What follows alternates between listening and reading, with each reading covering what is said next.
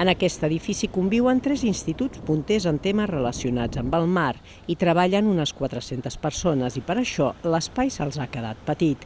Confien a poder ampliar les instal·lacions actuals afegint alguns dels baixos del front marítim.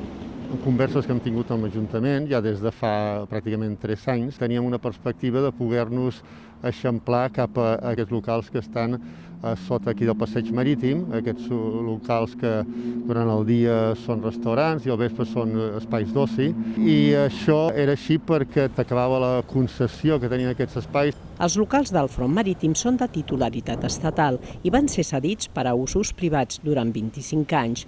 L'Estat els subestarà el proper 19 d'octubre, a excepció de 5, que segons l'Ajuntament es destinaran a usos públics. Els locals que es lliuren de la subhasta són els ocupats per les discoteques Opium, Carpe Diem, Agua, Ice Bar i Xoco, que segons les mateixes fonts serviran per ampliar el CSIC, quan se'ls acabi la pròrroga de lloguer de 5 anys més, 2 en el cas de l'Opium.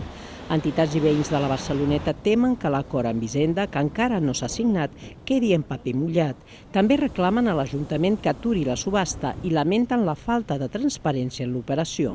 La dificultat és que intervenen altres administracions, en aquest cas estatals, i per tant entenem de la complexitat, però el que nosaltres demanem és aquesta transparència perquè nosaltres estem treballant, per tant hem de saber què està passant. Explicar a la ciutadania que un altre litoral pot esdevenir. Podem pensar i entendre el litoral des d'una altra manera, més enllà de l'oci nocturn i del monocultiu turístic.